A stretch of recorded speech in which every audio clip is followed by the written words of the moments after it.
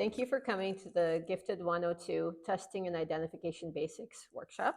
I am Irene Gottlieb, and I am a parent of gifted children. So I'm not a medical professional or a school psychologist or anything like that. And I'm also a founder of a gifted private school in Chicago, Midwest Academy for Gifted Education, or MAGE for short. So the reason that we wanted to present this topic is that in my role as a parent and as a head of school, I've had to really learn when it's time for my own children to have an evaluation and figure out what kind it should be. And I've had to review so many reports, refer people to diagnostic evaluations, refer parents to testing. And then I really had to dissect, what does it even mean to be gifted? And what do neuropsychological evaluations actually tell us about a person's gifts and strengths? Right? That's something that I really had to think about and understand deeply. So if you're here already, so congratulations, because it means that your child is gifted or you have gifted children if you're a parent. So studies show that most likely you've got this right. Any kind of presentation that I do about this topic, I try to mention this study. So one of the gifted development centers that work with gifted and study gifted did a study where they took they took parents, just overall parents, and they asked parents, is your child gifted or not, as part of the study. And then they ran a full neuropsych evaluation. And so the parents of gifted children were 80% right. So 80% correctly identified their child as gifted. The 20 that weren't right simply failed to identify their child as gifted. It's not that they thought that their child was gifted and they weren't, it's that they didn't notice that their child was gifted. Usually it's because the parent is really humble and they think, oh, like, my child is just smart. They don't realize that their child is actually gifted. So parents in general identify, if they say my child might be gifted, they're generally right. Most parents whose children are not gifted, it's very rare that they would think that they are. And usually that would come from the school. So we had some applications where the school teacher was telling every parent in the classroom that their child was gifted, and then they applied and the kids were completely average. And so we have to decline the non-gifted applications because that's not who the school is designed for. But typically parents know if their child is gifted, and they're accurate in this. So I'm going to explain what we're going to talk about today. We will not fully go through what is giftedness. So we have a recorded talk now on our YouTube on what is giftedness. You can enjoy that. We will brush up on some gifted lingo because I'm going to be saying all these terms, and if you're new to this, you're going to be over your head. What does all this mean? Why do people test? That's a topic that we'll cover today. Why do people even test? When do you test? Picking and selecting a test, or selecting what kind of testing you want to do. What actually happens during the test? Test day strategies. How do I prepare my child for a test? What happens next? My child took a neuropsych test, or my child took an IQ test. What do I do next? We're going to cover special populations. We will look at special considerations when it comes to testing and evaluations, and then we'll have time for questions and answers at the end. We will also not talk about school options or tips on parenting. We will not try to solve any specific challenges that people have about their child's school or behavior. The topic is broad enough to just talk about testing and identification, so other topics we can schedule additional time for. But we do have to get on the same page about what is gifted. So the definition of giftedness is very variable. So at a federal level, at the world level, we don't have a definition. There's just literally nothing. The state of Illinois only has a definition that was created 19 years ago. So it's fairly new. And the definition is gifted and talented children, and I've referenced the law here if you want to look at our actual stature. For the purpose of this article, gifted and talented children means children and youth with outstanding talent who perform or show the potential for performing at a remarkably high level of achievement when compared with other children and youth of their age, experience, and environment. A child shall be considered gifted and talented in any area or of aptitude, and especially or specifically in language arts and mathematics by scoring in the top 5% locally in that area of aptitude. So nationally, we do have the National Association for Gifted Children, and they have a different definition. The term gifted and talented means students, children, or youth who give evidence of high achievement capability in such areas intellectual, creative, artistic, or leadership capacity, or in specific academic fields, and who need services or activities not ordinarily provided by the school in order to fully develop those capacities or capabilities. So very different definition. What other definitions exist? So some programs and districts consider 80 or 85% at which they start their gifted programming. Some market at 98%. So there are all these different programs out there, but we do know that the top 15 or so percent may need gifted services. And so what some programs do is they cast a wide net to ensure that more gifted children receive services. They put that at that 85th percentile because then they know that they might be catching some of the twice exceptional students or students not fully identified, and provide them with that enrichment and programming that they need. We do a lot better as a society in the United States at identifying gifted children than serving them. So a lot more thought and creativity has been put forth into identification than in the program. So it'll be like, oh, we tested your kid and they're gifted, and now what? Nothing, now nothing. So for example, some school districts have a program where they do the identification in kindergarten or first grade, but they don't offer any programming for it until third grade. So by that point, things could have changed for some of the other kids not fully identified. But it's nice when districts have a global identification. Global identification is something, a global screening and identification is something that I'm very passionate about, that I wish we had in Illinois, not just for gifted, but all across, so that if kids need learning supports, they could be identified early. And then the same goes for gifted if they need acceleration or any kind of gifted services, so they could be identified. So every time anybody needs a service or special programming, they could be identified if we had global identification. But we do not here. They do in other places. And again, just when they have it, it doesn't mean that the child gets served. It just means that they're identified, and that's it. Levels of giftedness. Before we talk about giftedness, let's talk about what different people agree gifted means as far as IQ. Not gifted, most people will not argue that people below 120 are not gifted. And that is not always true, because some people have extreme twice exceptionalities. Later on, I'll be talking about standard deviations. Some people, if they have a really wide range of standard deviation, that might mask their giftedness, and they'll have a depressed IQ score. It would be really hard to get one below 120, but it's not impossible. Bright, so that's IQ 120 to 129. Some will consider the upper end of that as gifted. And then again, some people drop this down to 115. And this way that the 2E kids get identified if you mark it lower.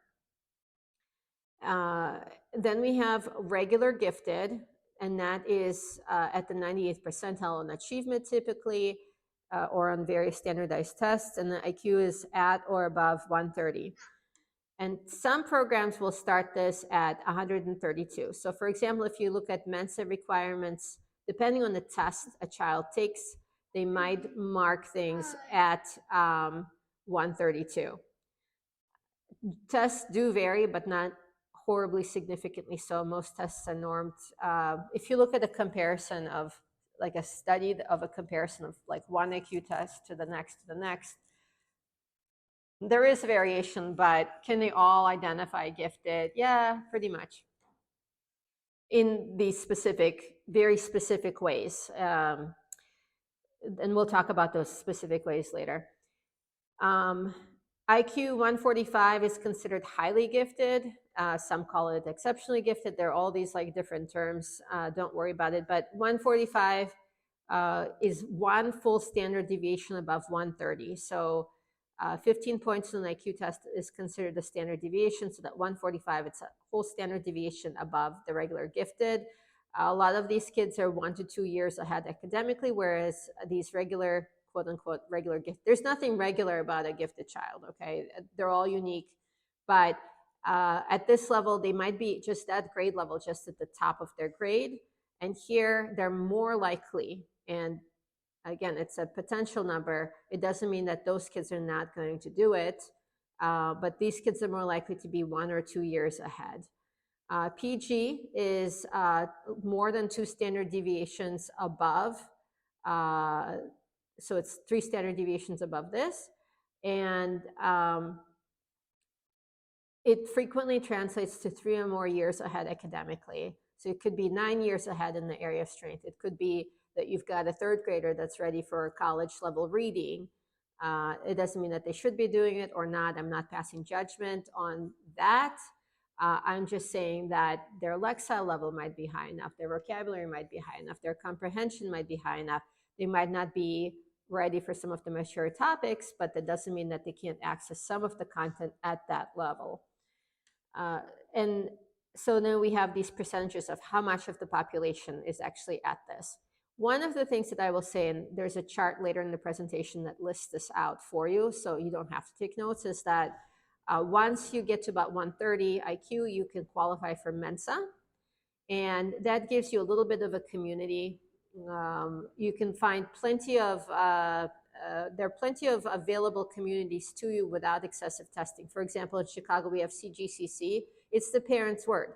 The parents identify with the gifted community. And like I said, they're most likely probably correct.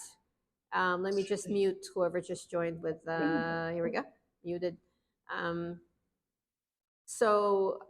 You could join Mensa here.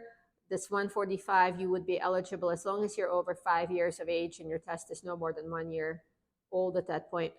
You could join Davidson here, and then here you can join PG Retreat, which are organizations aimed to create community for these gifted children and their families.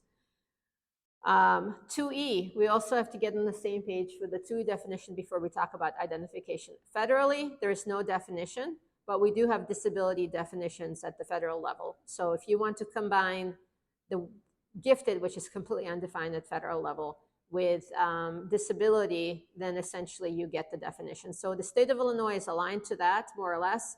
In the state of Illinois, I was a part of the committee that actually wrote the definition in March of last year. Now, the definition is not necessarily what I personally wanted to be. It was a stepping stone to have an initial definition. It doesn't mean that it is a final definition. It is the definition that could pass the state of Illinois Board of Education legal team and the communications team departments in order for us to arrive at a definition from a place of no definition up until last year. So it's a huge milestone. We don't know yet if it's going to result in benefits for Illinois children or not, but it is a step that the Board of Education was choosing to take, and it's a huge step. So twice exceptional is a term used to describe students that have the potential for high achievement, who are both talented or accelerated and show evidence of one or more disabilities as defined by the federal or state eligibility criteria, such as autism, deafblindness, deafness, developmental delay, emotional disability, hearing impairment, intellectual disability, multiple disabilities, orthopedic impairments, other health impairments, specific learning disability, speech or language impairment, traumatic brain injury, and visual impairment. Other conditions could also qualify for this. So the twice exceptional students, and we're still inside the state definition, we're missing a quote here, often are under-identified. They may exhibit strengths in certain areas and weaknesses in others. To tell you the truth, all children exhibit strengths in some areas and weaknesses in others. It's the extreme level to which that happens. Identifying twice exceptional students, so we're going to spend some time in this area because when it comes to testing identification, you have to understand that twice exceptionality may be silent, and until you get your child tested, you might not be aware that they are twice exceptional.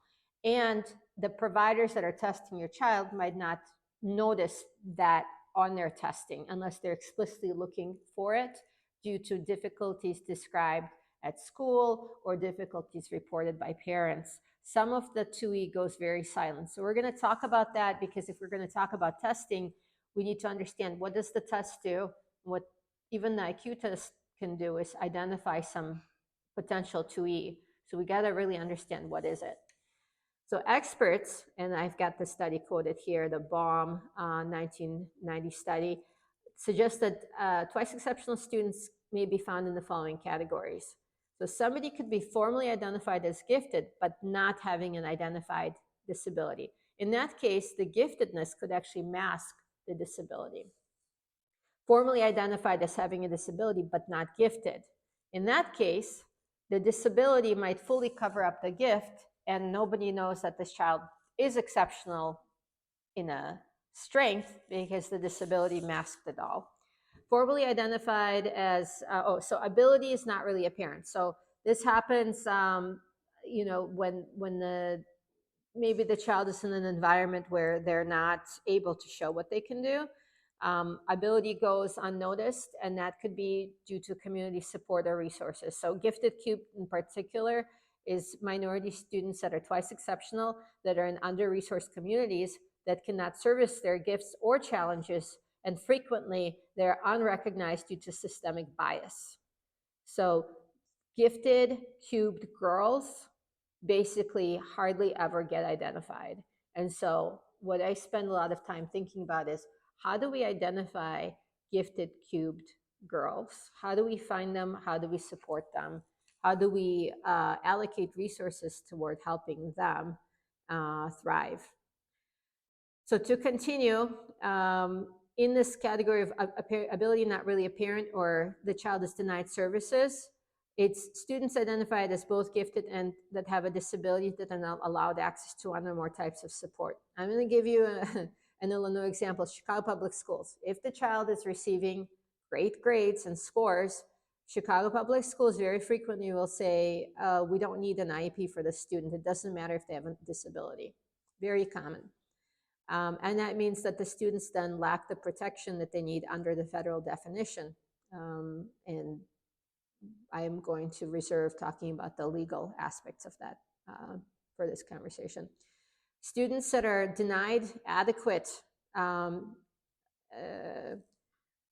gifted services. So it could be students that develop significant emotional and behavioral problems due to their frustrations, boredom, damaged self-concept due to resulting struggles, and then those kids check out and they don't perform.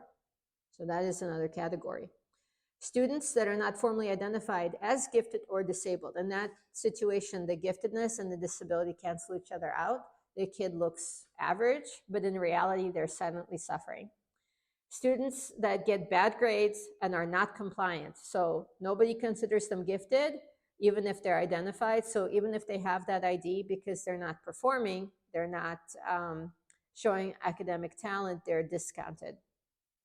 Students that are identified as gifted, but they're not identified as disabled, and then they lack the chance to reach their full potential because no one notices that they need support and they're not getting this support.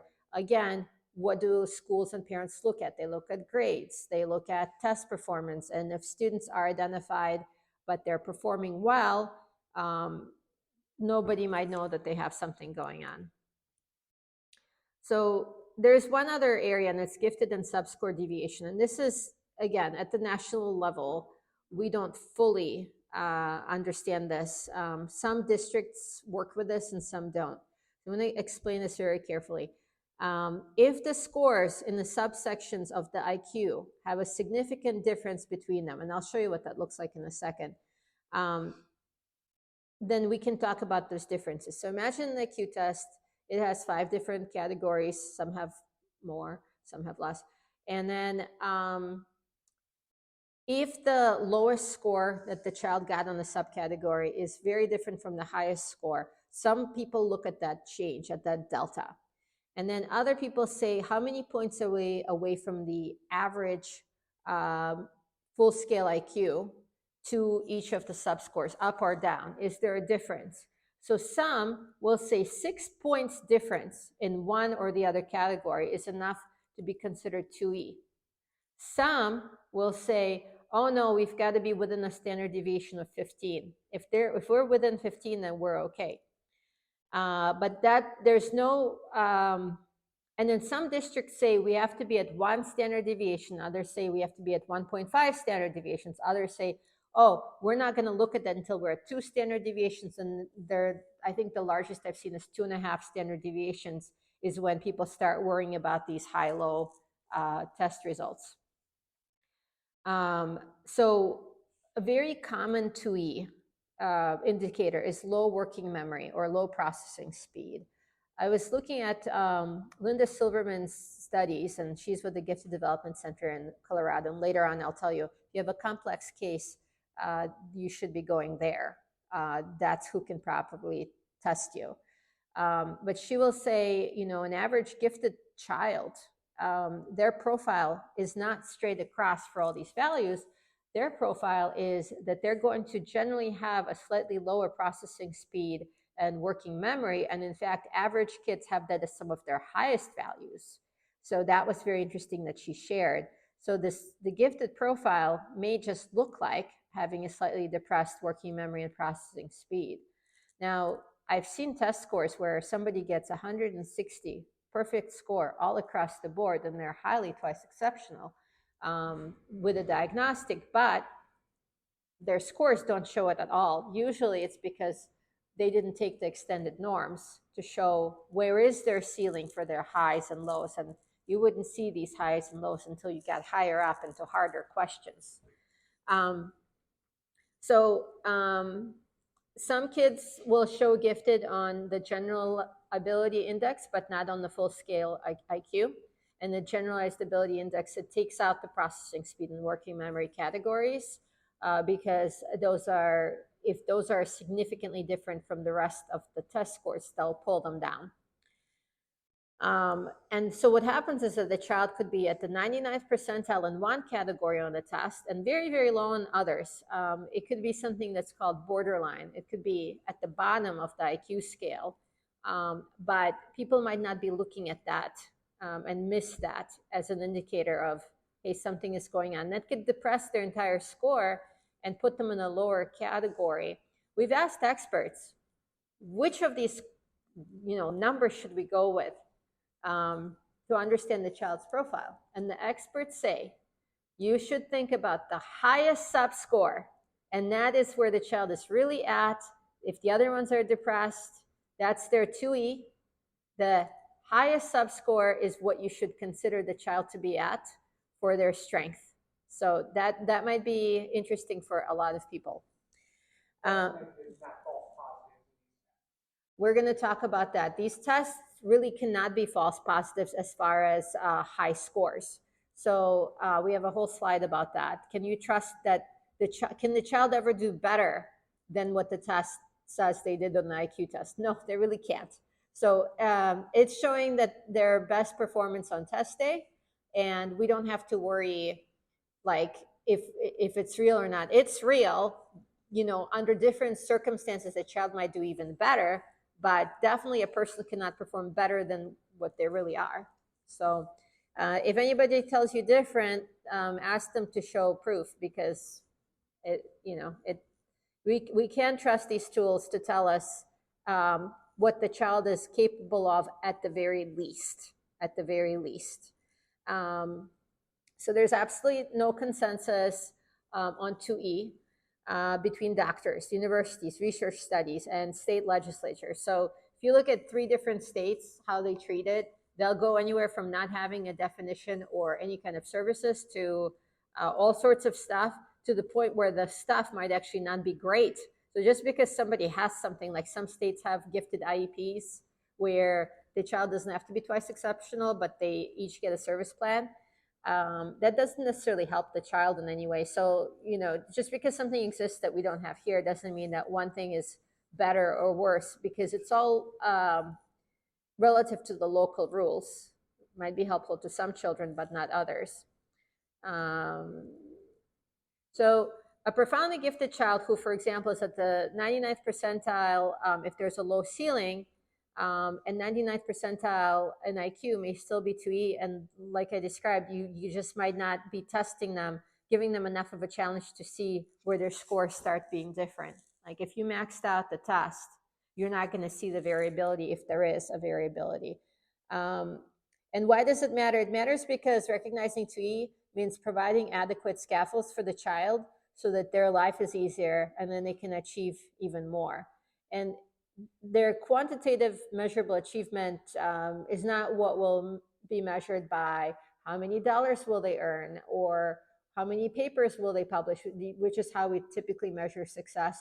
I would like to measure it by the child's ability to exercise agency and live their life to their fullest potential.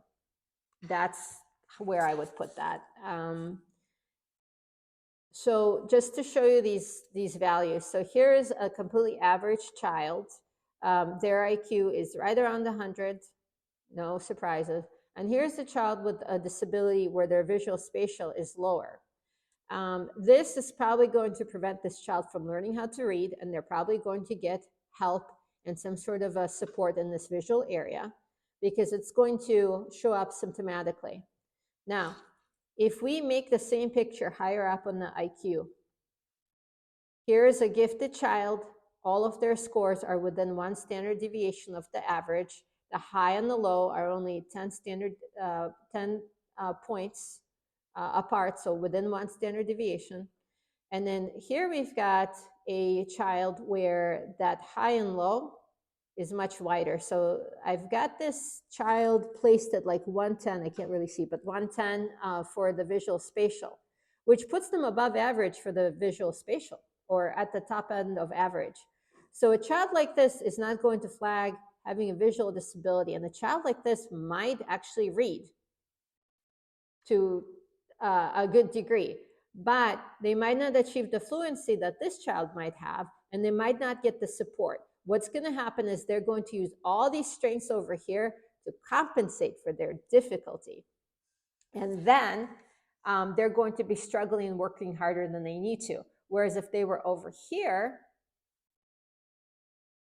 why are we not sliding? Here we go. If they were over here, it would be noticeable to the outside and they would get support most likely. And here they would compensate and have to battle this themselves.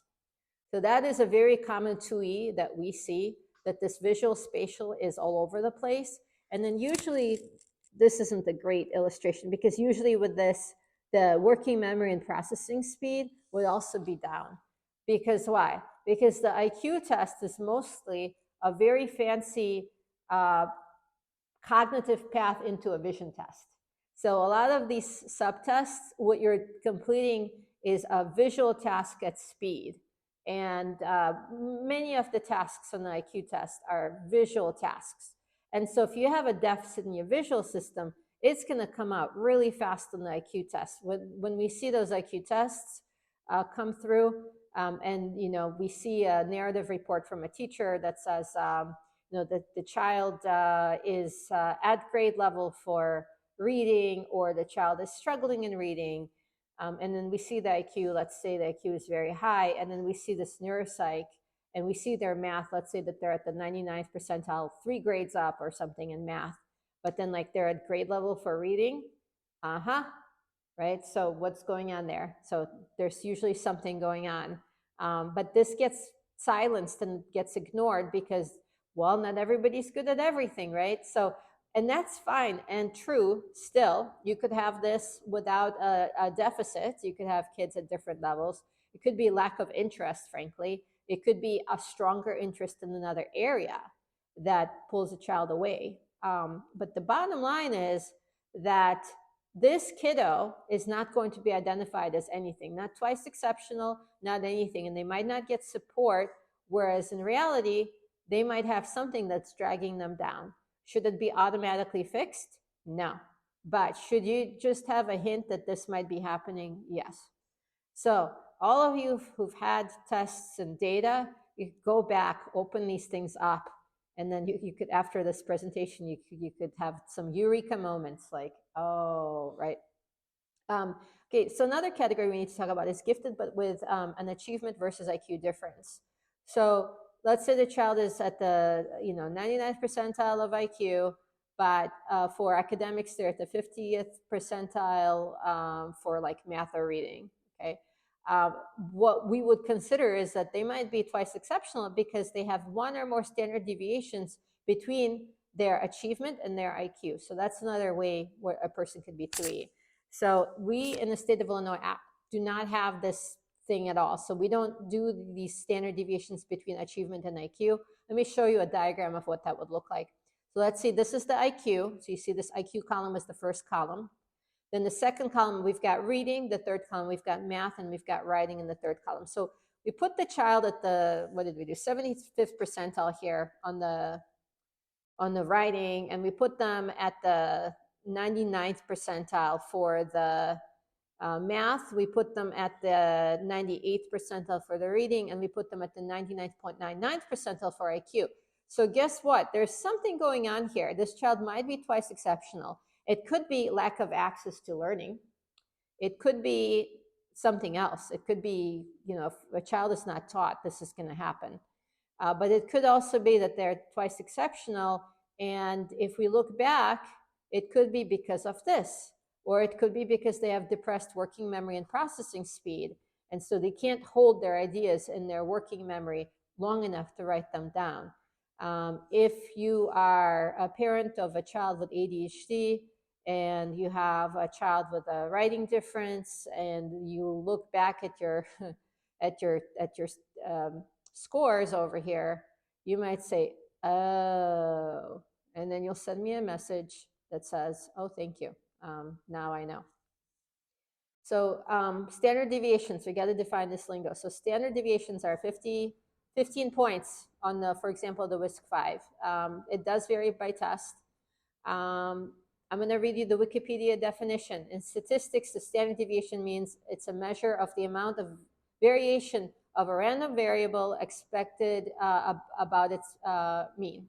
So a low standard deviation indicates that the values tend to be close to the mean of the set, while a higher standard deviation indicates the values are spread out over a wider range. Therefore, they might be less accurate. So we need to use that together with the term test ceiling. So for example, in the WISC-5, the test ceiling is 160. On some tests, it could be 130. As you approach the 160 on the WISC, it becomes less and less accurate, starting at about 145. So you'll hear people call students that are 145 IQ or higher profoundly gifted. That's because we can't really use the test without extended norms sometimes to fully describe the child. The accuracy is just not there. And so we call them all profoundly gifted because we don't want to miss any profoundly gifted in that group. So if people make it to Davidson because they have IQ of 145 or equivalent achievement, they'll be labeled as profoundly gifted without differentiating between 145 and somebody who, say, has a 180 IQ, because using some instruments, you just can't tell. And then other things are just not normed. So test ceiling, that's the maximum score you could possibly score on any given test. Pairing. Pairing is the getting to know each other between the provider and that's going to do the testing and the child. If the pairing doesn't work, if they don't see eye to eye, they don't get along, it doesn't mean that it's a bad provider. In fact, a good provider will say, this isn't working for me. We're not a good match to work together. Let's have you work with somebody else. It doesn't mean that they don't like your child. It just means that there is not that good match. High achieving. So it means that the student receives either good grades or does really well in academic tests. What does that mean? Well, people put that at anywhere like an A or a B to 85th percentile, all the way down to 85th percentile or so. So it's very undefined. But high achieving means they're getting A's and B's, they're doing really well in school. And that is not necessarily a product of intelligence as much as it could be a product of, and it's not necessarily, high achieving is not necessarily an IQ predictor. What it is a predictor is a predictor of compliance and performance. So let's not confound the two. So high achieving doesn't predict a high IQ, it just means high compliance sometimes. Borderline, that means that the scores are below low average. It could be associated with disability. ROI, release of information. It's the ability of one doctor or provider or school to talk to another about your child's medical stuff, like your IQ score is considered medical stuff. Your academic testing should only be shared with permission as well. A psychiatrist is a person that generally, unless they're double boarded, they cannot do a full neuropsych assessment. They do a medical assessment and they can write prescriptions. A psychologist, they can only do testing and counseling. They're not going to be able to write you a prescription. An educational psychologist is a specialized psychologist, and they work specifically to help you understand your child's academic needs. So if you're trying to figure out what school should my child go to, an educational psychologist is excellent at helping people figure that out. Portfolio admissions, that's when you don't have the scores for something or you cannot get the scores for something. So you need to apply to a program using examples of what you do in real life instead of test scores. Why do people test? People test because they need, so you only really need to test for gifted if you need to see if you can qualify for an academic program of some sort or enrichment program of some sort. You only need to have a neuropsychological test to determine need for medical interventions or medical things like accommodations in school or treatment for learning social or emotional differences. So that's why you would need something. So that's a need. You may be referred for comprehensive testing like a full neuropsychological evaluation. It could be also developmental evaluation by your child's mental health professional, pediatrician, or educator. Or you might refer your own child to comprehensive testing like a neuropsych if your child is struggling or if your child is simply at risk. So for example, if you have a family history of something, depression, autism, whatever it is, you might be seeking an evaluation to understand your child's profile and to see if they're at risk for something. You might want gifted testing, so it's not a need, it's a want for self-validation. Or you might want it to better understand your child's educational or social emotional needs. So curiosity is a simple and valid reason to test sometimes. So the other reason that people test is they might be in that global identification program. Like again, some districts just go ahead and they test everybody at a certain grade threshold. So there's value in that because you catch kids that need support and new programming. So testing and identification. There are three main types of giftedness testing. One is one-on-one with a tester. For example, for younger students, it's KTEA. It could be a group test like the PSAT or the COGAT could be run in groups. And it could be an IQ test.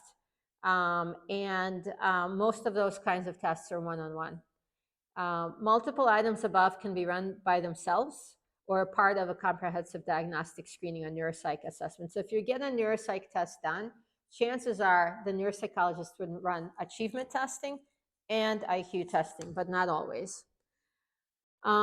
So when you're selecting a test, your child needs a test, you got to make sure, is the test the right test for my test purpose? So for example, can you just go and get a Mensa test to get into Davidson or to get into, like, for example, our school? No, absolutely not. You need specific testing. So you have to look and see what is the test that's accepted. The best thing to really do is to get the most widely accepted test. That way it will be admissible to most programs. How would you figure that out? You go to one of these, like you go to a Davidson requirements website, you go to ours and you'll see these are the common things that are accepted. you'll see what's in common between these. Mensa will not allow you to get in with, for example, NWA MAP testing, but will let you in with COGAT, which is a different kind of achievement testing. And then specific schools will possibly want their own style proof, especially public school districts. So in Illinois, the state requirements for acceleration, for example, are written in a very flexible fashion. And you could be self-referred, you could be referred by parents or teachers, and you could get a number of tests that are done. And it basically says you could use any of these means. And Chicago Public Schools decided to interpret that in the most restrictive manner, which is use all of the means. They have to qualify in every possible way in order to get any services and acceleration. So it puts so much pressure, and it's such intensive testing just to qualify for like a little bit of gifted programming. It really doesn't make a lot of sense, but it is what our district here chose to do. So really, you do not need 20 tests to tell if a child is gifted. One should be enough. If you'd like to get some testing because you're just simply curious, and you don't have to use the testing to get into a specific program, there are tons of free online tests, and some are pretty good. So you also have to think like, what is the testing? So for example, Mensa has one, and it's a speed test. So your processing speed is going to be important in your working memory. And it's highly visual. So, but it is free, and you could take it at this link. So it's the Mensa IQ Challenge, it's called. Does this test get you into Mensa? Nope. You'd actually have to show up and take the official Mensa test at the Mensa meeting to get in. And that is pretty much an IQ test. Is that the test for everybody? If you flunk this test, does that mean that you have a low IQ? No, it just means that you're bad at taking Mensa style IQ tests. The other thing, like if you're wondering about identification, if you're just curious, is my child gifted? Like, how do I identify them? You could also use an estimate by using art skills. So you could just read a document. So there's a professor or psychologist called Lowenfeld that analyzed children's drawings and recognized that they go into these different stages. And he basically noticed like, oh, if a kid is in this stage, this is the age during which the stage takes place. Gifted kids, they can skip stages altogether, and they can get very advanced very quickly. So you could also judge if your child is gifted by their artwork. Conversely, you shouldn't judge that your child is not gifted if they can't or won't draw, because you have to look at what the child can do and likes to do, not the things that the child doesn't do. So just because your child is in this scribble stage at 9 years old, it doesn't mean that they're not gifted either. It just means that something's going on with visual, or they really hate drawing. They had a lot of invalidating experiences with drawing. They're perfectionistic. Who knows?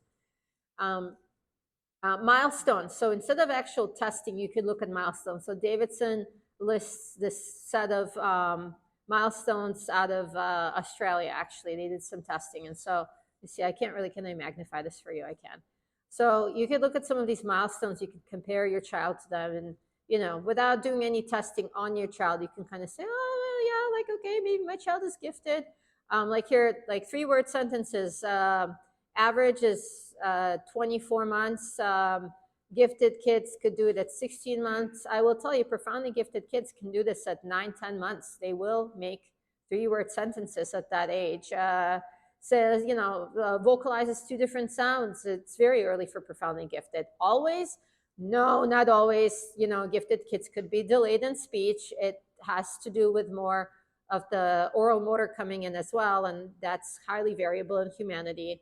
And this is the thing. So if kids read early, that most likely means that they're gifted if they're reading by 4.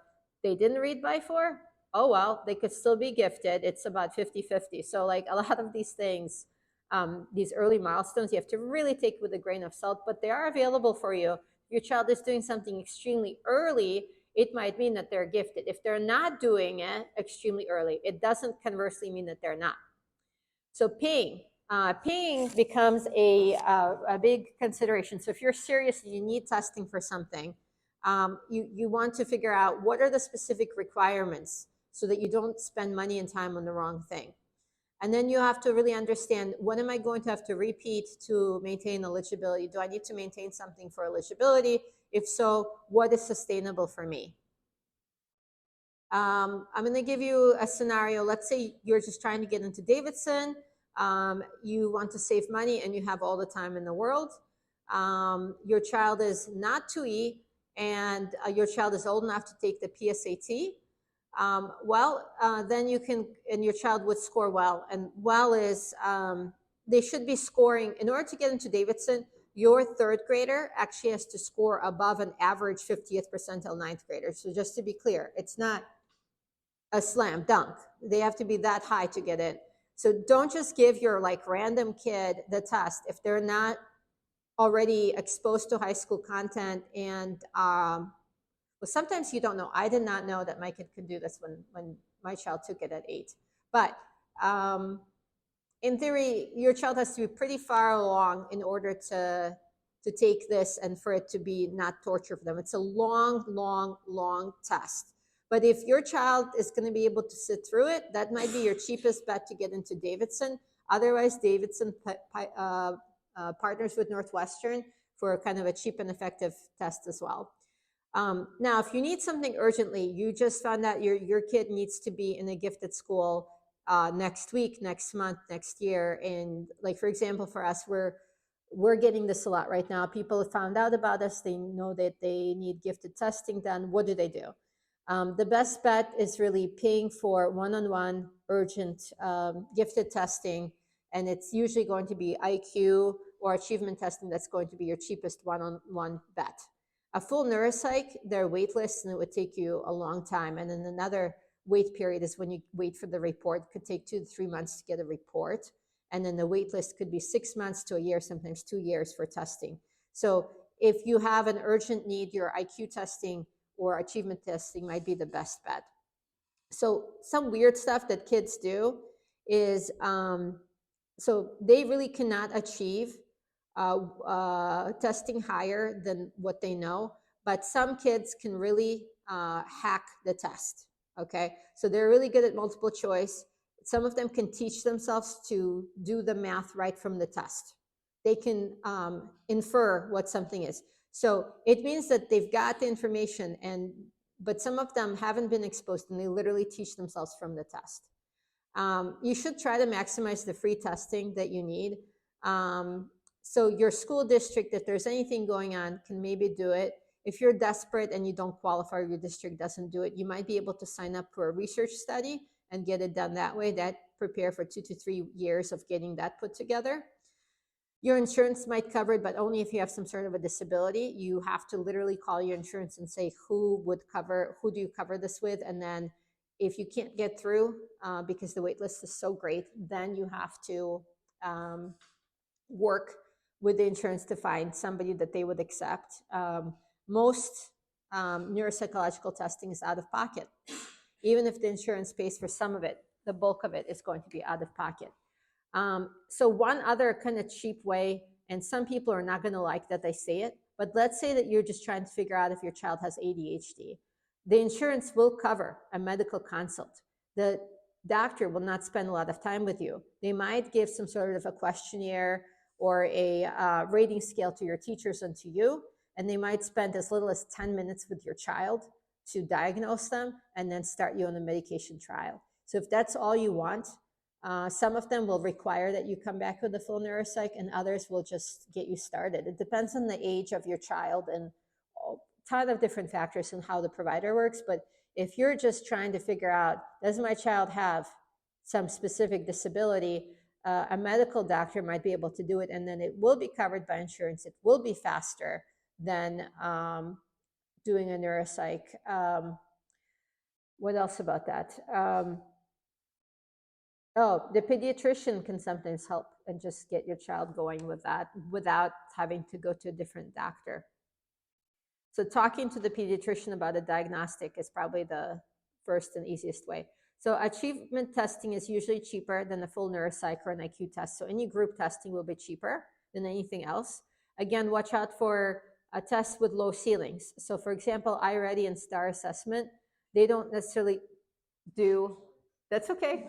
We've got a laughing audience member about those. They don't give you, one of the reasons districts pick them is because they give you questions in the grade band. So you can't show that the child knows something very much above grade. Whereas on the NWA map, which is what we've got implemented here, it shows you all the way to high school. Our problem is that our kids run out of high school material by between third and sixth grade. And so then we have to go to the PSAT and SAT because the learning continuum is literally empty on our kids' scores. We don't do this in the silo. We have a professional that helps us identify when it's time to move the kids off of those tests. Okay, so high achievement versus gifted. So National Association for Gifted Children shares that 40% of all students in a random classroom that are not even gifted are going to know 50% more, or they're going to be at the 50th percentile of the next grade up for their current knowledge. So if any child is differentiated for, they're going to go faster. Like it's going to be the just right content for them. They're going to go faster than one academic year for one content year. And again, if we're going to be talking about kids as high achieving at the 85th percentile, some of these kids are not gifted. Those kids actually have an easier time being compliant frequently. So careful testing and understanding of the child's overall profile is how we know if a child is actually gifted and not just high achieving. And conversely, that they're not just smart, that they're gifted. So depending on how much support a child has at home, some kids will do better. So like if a child has a special need and they are getting help at home, if that need is not identified, they might not show their giftedness and they might still lag behind the high achieving but the non-gifted on academic performance. The other thing you should know is that some people flunk the IQ test. So it's a test like any other test. Some people will not be exceptionally good at taking that. There's a great podcast about that's an interview with Scott Barry Kaufman that talks about his IQ testing experience that you might find entertaining and insightful. Should I share my test result with my child? That's always a strong question. So ask yourself when you talk about that, ask yourself what would be the purpose and what will be helpful and how would that be helpful? For example, I personally chose not to share my children's IQ tests with them. Some people can. It's a very individualized decision. And then there are two types of results, right? There are IQ results and achievement results. If you're talking about neuropsych evaluations for things other than giftedness, then you're also talking about diagnostics and medical findings, right? So that's what this is. So you should always talk to a provider about what you should share, like the person that helped you get tested, or a school counselor. What should you share? When is the right time? And how will this information be helpful for your child, if at all? Or hurtful. Or hurtful, because again, once the person thinks that they have a label, that could limit their potential. If a person thinks that they're gifted, they might put undue pressure on themselves to achieve and to have something to prove. When in reality, that might not be that helpful, right? Like everyone's life should be a life worth living, not necessarily a life focused on impressing others or feeling like they have to fill some sort of a prophecy, right? So one thing that I want to talk to parents about is the loss of normal or expected. So if you thought that your child was going to have one trajectory, sometimes IQ testing results in information, good or bad, that you need to give yourself time and energy to process the result, and it could be very exhausting. So however the result hits you, if you have really strong feelings around the loss of normal or the new normal, it could also bring on the feelings of isolation and the sense of being other, alone, different, misunderstood. It's very, very normal to feel like that. But just like baby blues and postpartum depression, if those feelings begin to crawl into your everyday life and impact you, that's when it's time to seek help.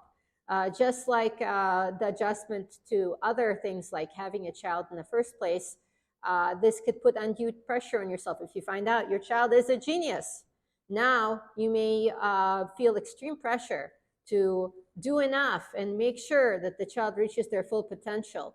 Am I enough as a parent? And so the answer to that is yes, actually, you are the best parent that your child will ever have. You are enough. And even if you do nothing, you're the best parent for your child. So, you know, the other kinds of pressure for the child and for the parent, you're gifted, so you must get straight A's. Why aren't you getting straight A's? Like that creates that kind of pressure. So that feeling of not being enough, feeling overwhelmed, there are social workers and counselors and psychologists that can help with this. And it shouldn't be stigmatized to go see somebody for a few weeks or a month and then get that processed fully so that you can move on. So again, if you're struggling, please, get some help. And then you have to trust that your child will be okay, even if you cannot get them to piano and get them to do their homework and feed them precisely 6 servings of vegetable every day while they review their French flashcards, okay? It's not necessary, so just take the pressure off. So complexity. If you have a particularly complex kid, you really need a doctor that just does complex kids all day. So I strongly recommend Linda Silverman, the Gifted Development Center near Boulder, to handle those complex cases. Expect a wait list, it's worth it. And then I'll explain how to find a good tester, if not, in just a second. There are all sorts of IQ tests. If a person is looking for eligibility, I cannot stress this enough. Use the test that the program tells you to use. And then you could also get other kinds of testing from developmental pediatricians, various specialists like audiologists, occupational therapists. There are all sorts of things. So if the child has a difficulty, you don't necessarily have to go get an IQ test. You could see a different professional that can specifically actually treat the issue instead of actually going for like some elaborate diagnostic testing. If the child has some sort of a deficit, you really need to know, are they intellectually advanced? You have to come up with the right test. So, for example, if they have a nonverbal, if they have a verbal disorder, you might need a test that looks at the verbal skills. If they have a vision disorder, you might need a test that looks at verbal skills. So the opposite. Did I just get that right? So if your child has a verbal disorder, they might need a visual test and vice versa. Misdiagnostic, very, very common. You could find lots and lots of information about this. Diagnostic testing is extremely short. It can miss things. It's a lens. It's one provider and their background. We do not teach kind of holistic, comprehensive things for providers. Most providers just have their lens and they don't look comprehensively at the whole child. The testing is as good as the person that interprets them. The pairing is important and the environment is very important. It can be used to manipulate the child's performance if you need them at their worst or their best. So for example, if you'd like the child to perform really badly, sleep deprive them the day before, don't feed them, give them an espresso, tell them that they cannot watch TV or have their iPad for 2 months unless they do really well on the test, and you're guaranteed a disaster if you need to get the diagnostic to get covered services. So conversely, if you want your child to do really well on testing, you should absolutely not use flashcards or prep programs. What you should do is make sure that your child feels comfortable, wears nice clothes that day, has a healthy breakfast, is not tired, that this is not scheduled to be after a full day of school or activities, and that they're fresh and well rested. That would give you the best results. Now, if the doctor's office has a lot of traffic and your child is going to be distracted, you should be you should go for an office that's one-on-one and vice versa. So the environment is important. You've got to work with this. So ideally, the provider, when the provider is testing your child in the neuropsych, they're testing them one-on-one. They get only a small window into your child. Ideally, if you really want to know what's going on with your child, you got to consider the environment. What's going on with them in the environment that they're in? Have them come to school. When you're selecting a provider, it's good to ask them a question. Can you come and observe the child? Is that going to cost me extra? What are your limitations? So testing in a busy environment versus testing in a quiet environment is going to have vastly different results for some, but not all children. Novelty on the test and like the feeling of being finally challenged can push a lot of kids with ADHD or other processing things going on to do really well.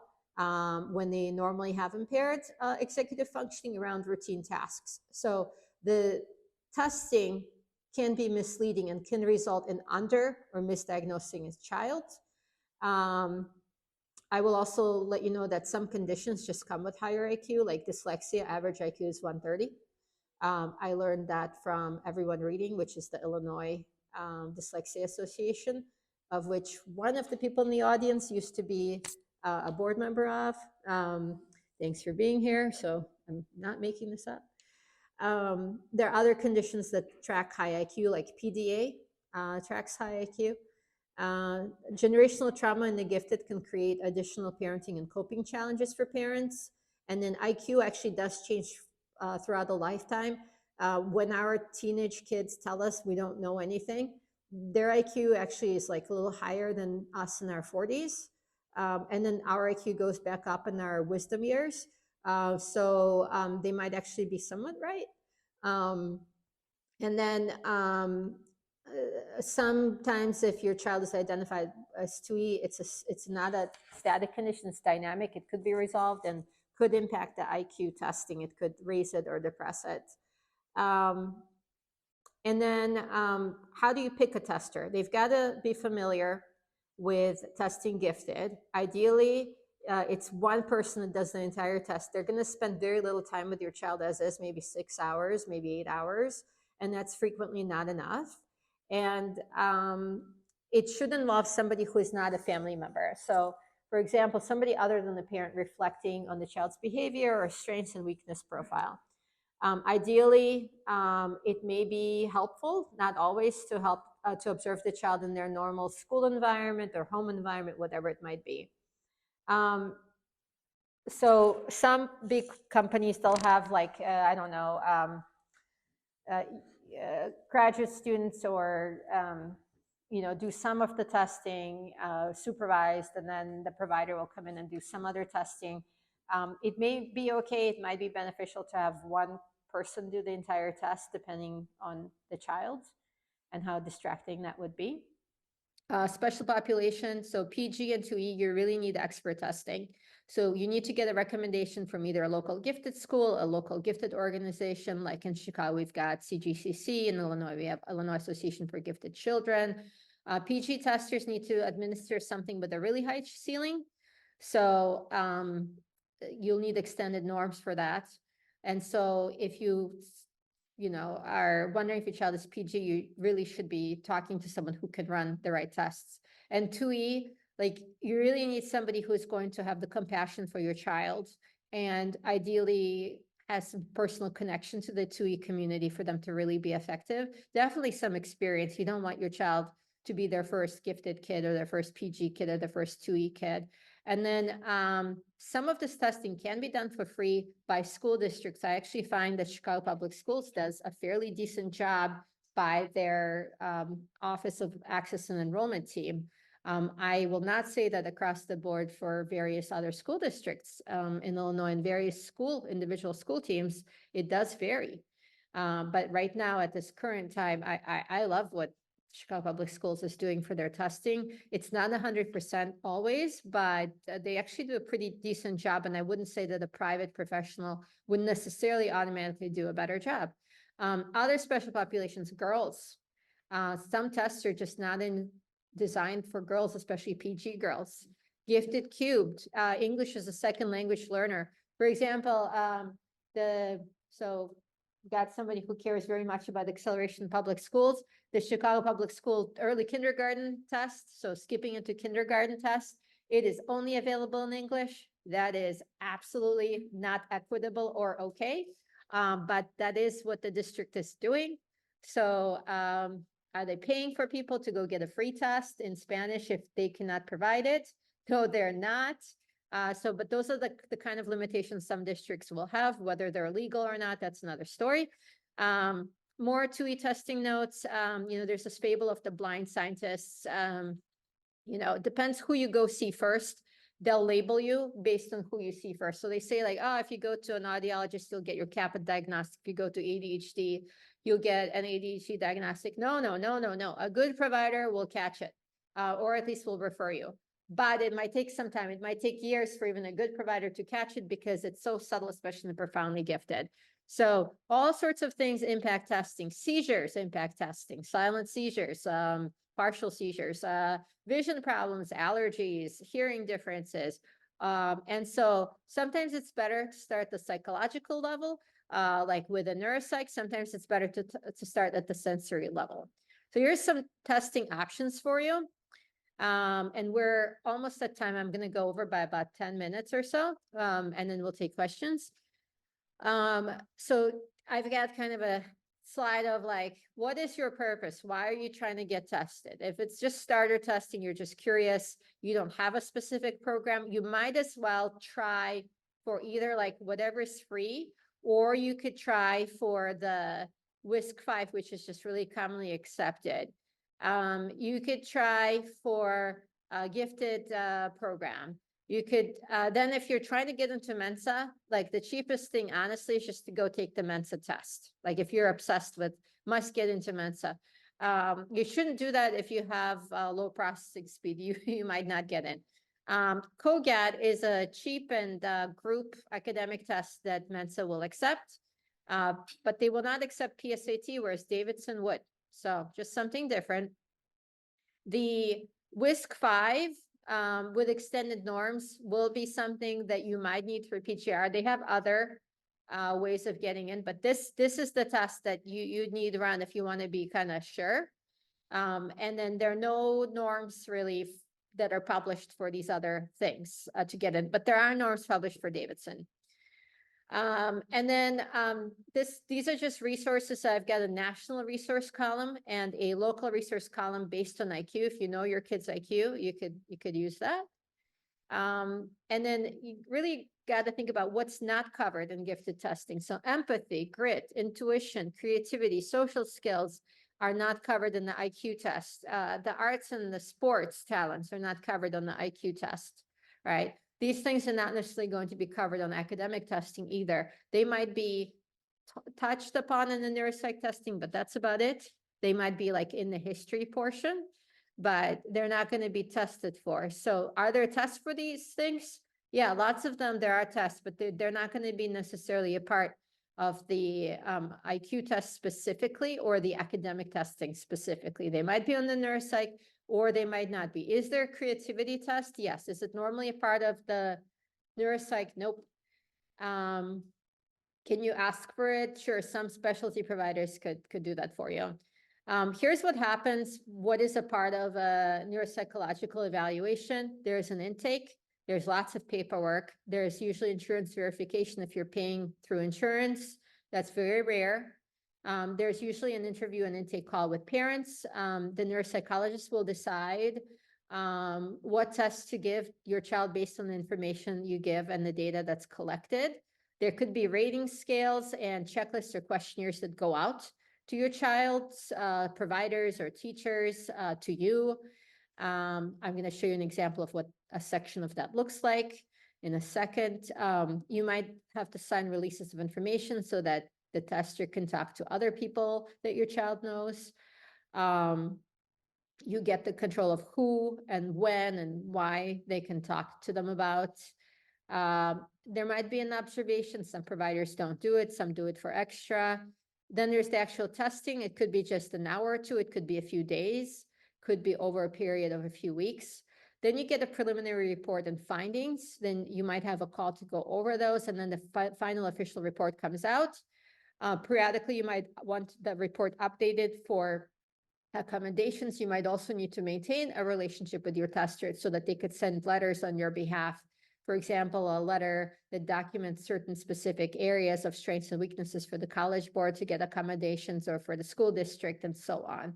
So here's an example of a screener. This is the Vanderbilt screener. This is what might go to a teacher. So the teacher might have to rank your child as never, occasionally, often, or very often, fails to give attention to details or make careless mistakes in schoolwork, has difficulty sustaining attention to tasks or activities. Again, some of these are highly subjective, and it depends on the teacher's style matching your child's style. But this is just to give you an idea of what happens. Does not seem to listen when spoken to directly. Like, so this is just like an example of what one might look like. There's a parent section, there's a teacher section. There are lots of different styles and kinds. Some make their own. And then in the full report, you'll get a few different sections, and each tester again varies. So you might get a section that just says like, here's who I am as a tester, here's who I'm testing and when and where. There's usually a reflection like the child was, seemed to be at their best and alert for the testing. There might be a history section, sometimes not always. So then whatever the noteworthy findings are will be in a summary and interpreted for you, sometimes with examples. And then relative strengths and weaknesses might be listed out kind of in a narrative fashion. Then there's the list of the actual tests. Sometimes the testers provide this data and sometimes they do not. You have to know ahead of time. And then the levels of detail that are provided vary by provider. Then there might be a diagnostic section. If your child had a medical finding, that might be in there with an insurance code. Recommendations and next steps might comprise another section. Some don't do this, some do. And then if the child needs any school accommodations, they might be also noted. But again, this is just an example of what might be found. It could be none of these things. In fact, it could be one of these things. It could be additional things, but just to give you an idea. After the report, so once you get this report, what happens? Well, what happens next is that the school or like a case manager will need to probably build a team if there are any medical findings for the child. It could be a small team with just you and the teacher. It could be a variety of other people on the team.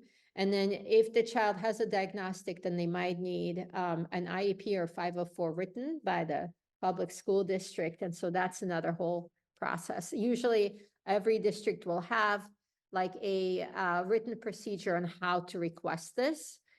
And then, so each school will have, or district will have like a decision tree. So I'm gonna show you this decision tree. This is my example of a decision tree. Do you have any concerns? Yes or no? Yes, you have concerns. Is cost an issue? No, cost is not an issue. You could do private eval. And in addition, you could do these free or cheap options. You can go through insurance. You could use the school district. You could do a med consult. You could do a research study. You could use the public school district. And then if you have no concerns, you could just pick the cheapest option. And then you could, if you have no cost or time limitations, or if you do have time limitations, you might need to pick between group testing or one-on-one testing. Let me see if I can bring up this tree. Particularly impressed me. I don't know if I can bring this up. Let's see, I can try. So each district will have, this is Chicago Public School. They don't have a flow chart, but these are the many, many steps this district requires. I don't think you can see this. Let me see if I can, all right.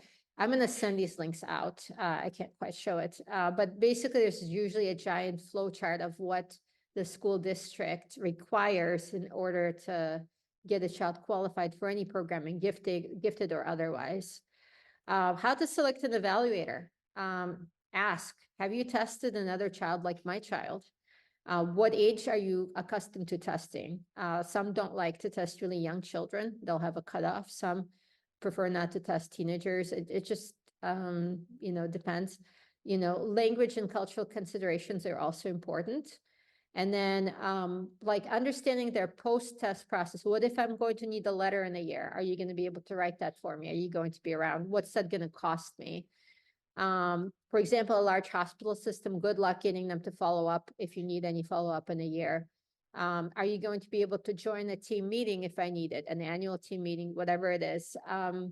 Those are the kinds of questions. And then you need to get a recommendation, and it can come from other parents, parent boards, Facebook, gifted associations, gifted schools. Those are some sources for you. What impacts test performance? The child's regulation, fortitude, stamina, and wellness the day of the test. Test day basics. If your child is sick, you should try to reschedule if you can. If your child has anxiety about test taking, it might be possible for you to go to the test environment first without the demand of the test on top. And then also just validating that they're kind of nervous or scared. You could say like, well, I would feel like that too. That's natural. So some validation for a child will go a long way to comfort them if they're going to be anxious about testing. You also, if you're testing a young child, you really don't want to burn them out on testing while they're still young and scare them off from it for when it's really important. You might want to describe the test experience. You're going to go to an office building. We're going to take the elevator to the 5th floor. You'll meet with Mr. Clark. He'll sit across the table from you and he'll ask you questions for 2 hours. He'll give you breaks. You'll be able to use the bathroom. Here's some snacks you can pick out to bring with you, whatever it is. Or we're going to be in an auditorium with 300 other people. When they call your name, you're going to go alone to a room with 30 other kids and you will have 30 minutes to complete 60 problems. Good luck, kid. That's Chicago Public Schools for you. If the child has a fear of doctors, it's just really good to show them the environment first. Test day basics. Again, your good prep is sleep, a good healthy meal. You shouldn't just try to have your child sleep right before the test. They really should be banking sleep for a week. They should be on a regular schedule. You can't just do it the day before. If you have to travel for testing, you may want to consider traveling a day or two before you need to be there so that the travel fatigue can wear off. If your child takes medication, you really should consider and discuss with the provider, like, should my child be on the medication that they normally take? Even allergy medication can make a child drowsy or less focused. Sometimes the other way around, PG community, the other way around. So if your child is taking medication, should they be taking it for the different parts of the test? Sometimes the tester will say, let's take it on this day and not take it on this other day. It's a process. Gifted children, you should know, are also a symptom of gifted parents. And let's see, and then family members are usually within the same standard deviation of each other. I've heard 5 points from various people. And so if you say, oh, well, one of my children is average. No, your other child is probably twice exceptional and not showing their gifts. Is the test result real? That was your question early on. Yeah, like you can't overperform on the test. It doesn't mean, like, we have this with the geometry NWA map test. Kids who've never taken geometry can use algebra to solve the geometry problems. Does that mean they know geometry? They'll laugh when they say, I have no idea. I've never studied geometry. So can you use other skills to do that? Yes, but not on the IQ test. Like, it's real, like, trust the numbers. What is it that's a predictor of capacity? Don't oversubscribe to the numbers, high or low. These are predictions. Take the pressure of raising young Einstein off of yourself. They haven't arrived to cure anybody's cancer, just relax. They might, but you shouldn't put any kind of pressure on yourself or on them. The focus of childhood should become to grow into a happy person, and that should be enough. What is an IQ test? Really, it's a summary of how well your organs are working together on these tasks that academics determined are distinguished tasks. And originally, IQ tests were designed to identify those with disability that need support, not to identify those with strength that need acceleration or accommodation up. So the way that the test is designed is to catch the low, not the high. So just be aware of that. And then school challenging. Why challenge kids in school? Why advocate for them? It's because that's what's going to develop their problem-solving skills, their sense of self-worth, accomplishment. It's important. How much is too much for Dabrowski overexcitability? So I should say, people wonder, is my child twice exceptional because of their Dabrowski overexcitability? So gifted kids will exhibit one or more Dabrowski overexcitability. It could be psychomotor. That one frequently misdiagnosed as ADHD.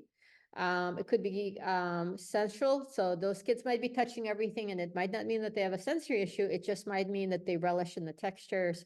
It could be intellectual. It could be imaginational.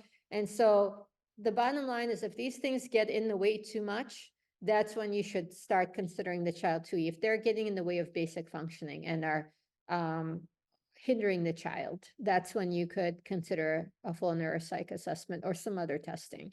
So There's a division between 2E and not 2E community. The 2E thinks that the non-2E will not understand them, and then the gifted community thinks that there's something wrong with the 2E kids, and that they're somehow going to, I don't know, make their own kids 2E. It's not like that. There should be less division and more sharing of resources. And really, it's a continuum. There is no hard and fast line when someone becomes 2E and when they're not. You could develop a 2E anytime in your lifetime. And also you could outgrow some 2E. So it's nothing to be ashamed of. I really want to take the stigma away. And I want the gifted community to be unified without dividing yourself into 2E and non-2E. However, I also want to invite the gifted community to find community. So finding someone in your community that you can physically see and talk to, or at least online, that's the most like your family, that's critical for survival. And now questions. Anybody have any questions?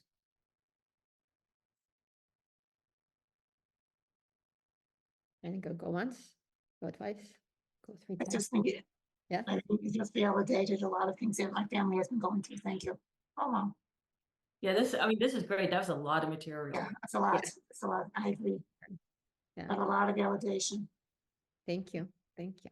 That means a lot. Do you have a question, Angel? Just a couple of statements I wanted to make. One is that a lot of times when they do these assessments, gifted children tend to self-select. If your kid is there reading, above grade level, that's great. But if they never touch a book again, that's not good. So many times what you'll see in these programs, if you look at Northwestern Center for Talent Development, if you look at some of these other programs that deal with gifted kids, and we can argue about that definition later, if you do the testing, you see a selection for higher IQ the older they get. Why? It's because kids who are just on that border. If the cutoff was 90th percent, that 90th percentile kid, a couple of years later just gets bored, gets into other things, maybe doesn't maintain that. Kids who are 3-4 standard deviations ahead, they want that greater enrichment. Not always, they can get burned out, but they want that. So I think what we see is other factors that determine whether your kid is gifted aren't always accurate. There's no one size fits all. The best analogy I would say is my kid gifted? It's like saying, is my kid a gifted athlete? Right? I don't have the big football build. Right? Does that mean that I'm not a great athlete in other sports? No, right? So your kid might not be the one who's solving calculus by age 8, but your child might be the one who's constructing unique poetry or doing other things that basically other people can't do. And that the exceptionality is something we should appreciate. Teachers aren't always the best at assessing this. Teachers oftentimes will say, does this kid behave? Do they fit this stereotype? Right? If you look at someone, oh, he's really big, he must be a good athlete. Oh, she's sitting quietly doing her homework, she must be really smart. Sometimes yes, sometimes no. I think it's important to know that these tests are more likely to maybe miss some kids who have twice exceptionality.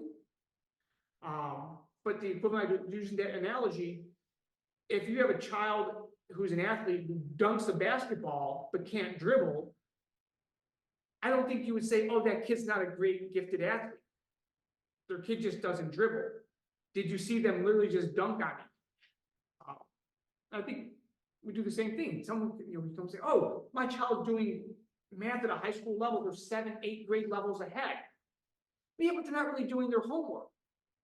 Okay, tell me one kid who's doing their homework who can also do math at the level of my kid. Like, many times these teachers are overworked and they're trying to find excuses or trying to really manage their limited time they have. CPS is a good example. CPS, you're looking at what?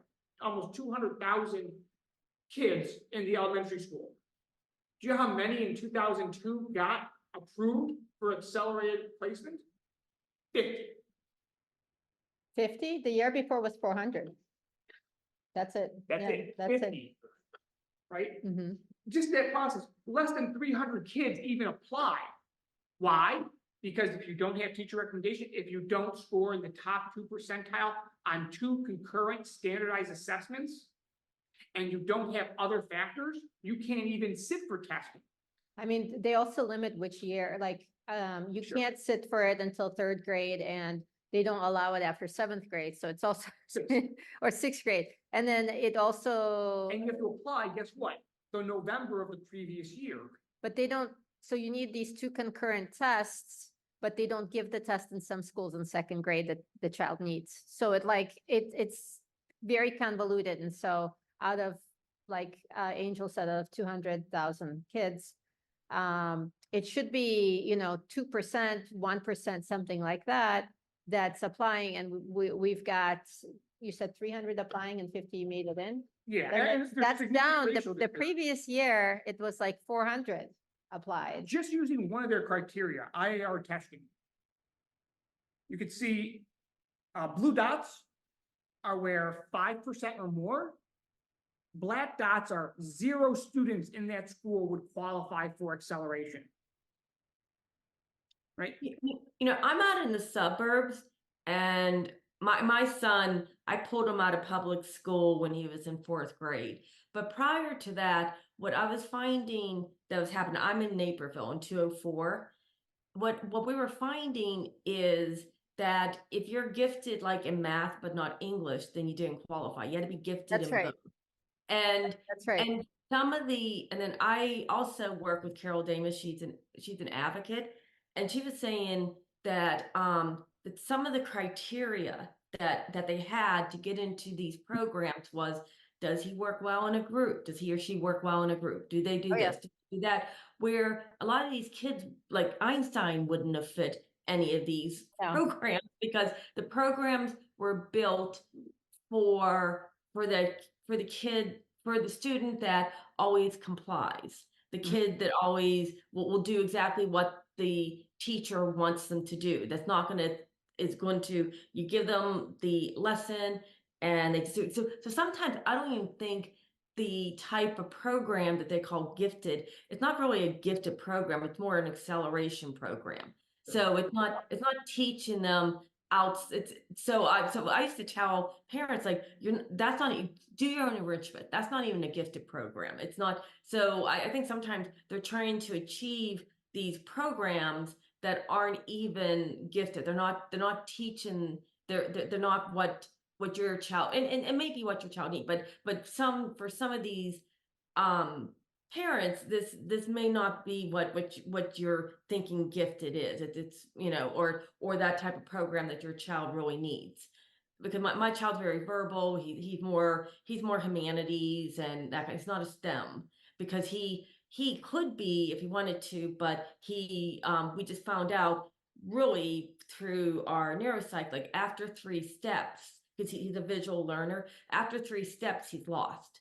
So when he takes a test for math, he goes in a testing center and he has no cards that writes the steps down for the math problem because he can't remember more than 3 steps.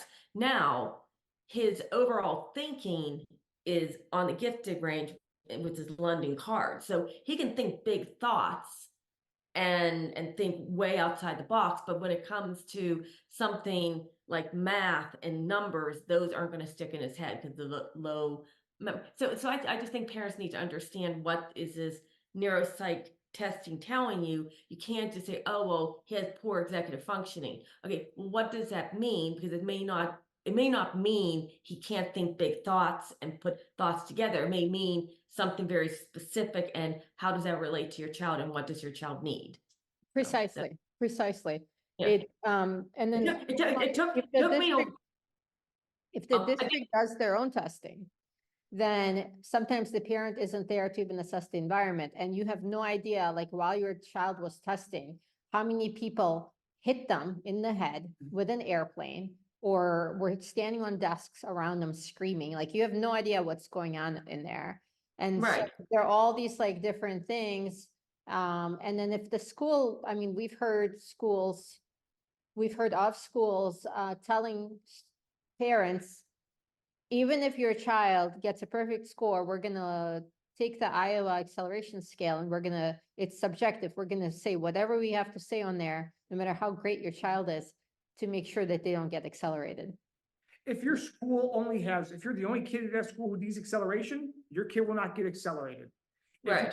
20 kids in that school in a similar age range, well, then maybe, hey, now we have essentially a critical mass. Now we'll do acceleration. That's why in CPS you see these significant disparities. Large school, They're just not trained. I mean, that's the problem. The teachers aren't trained. Like, because I ended up putting my child in Vine Academy out here in Burr Ridge, and they did a great job. These teachers were trained. Every child in that class was at a different level. trained and And specialized. probably They're trained and specialized to do that. And Right, right. because But they have a smaller student-teacher ratio. well, I mean, they had 20, 25 kids in a Yeah, classroom. but So CPS has 30, 35. 30 from What a about, general a population.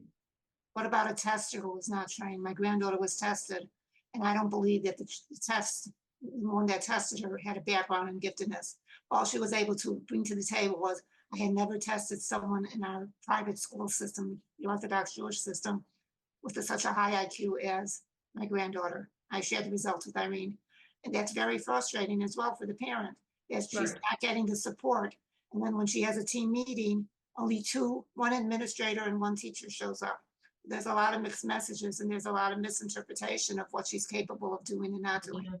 So there's a lot of, yeah, and then I'm laughing when you said a child going into a classroom all by himself and she quote unquote misbehaves because she's bored. She's asked to leave the classroom and just sit outside. So quote unquote, she misses this, whatever stimulation she can get from the class. So it's very frustrating. That's so sad. This Yeah, is, that is this sad. is, That's- this is the 5-year-old or no? She's in first grade. This is the 6. yeah, that they, punishing a child is just, that just drives me insane. Angel, is this your jacket? But my daughter's doing a great job supplementing at home. And, you know, but they don't appreciate who the child is. So she's becoming a whole behavioral board little issue. And so we're trying as a family to work together to give her what she needs. And that's the best you can do because it's not going to it's hard. But Irene, this is really great. Thank you for putting this together. Thank you. It's Yeah. my pleasure. It was really fun for me. I was like, when I made this, I was like, I have 72 slides. I'll do my Right. best. It's still very basic. It's basic information. I know. Irene, down the road, can I share it with some community members and some friends? Of Okay, course. great. Yeah. Because I'm here, our community needs to understand what giftedness is all about. Yeah. You know, it's Well, I interesting. would share the previous talk, the Yeah, giftedness. yeah, that first, of course, of Yeah. course.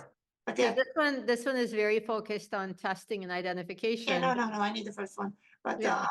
the mother of my granddaughter, she bombed out of school. She just turned herself off of school. And I wonder if she was actually gifted.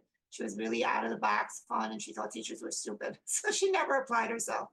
And yet, when she went to college, she did quite well. And she's an enigma. She was an enigma to everybody because she couldn't care less. And I wonder why. As I'm laughing when you said gifted kids have gifted family members. Okay. Well, we knew that. We knew that about you. So Oh, well, yeah. you Well, and Mordecai, look at the two of you, powerhouse. yeah, but some of our kids drove us to drink. What can I tell you? Yes, and very in the back school systems.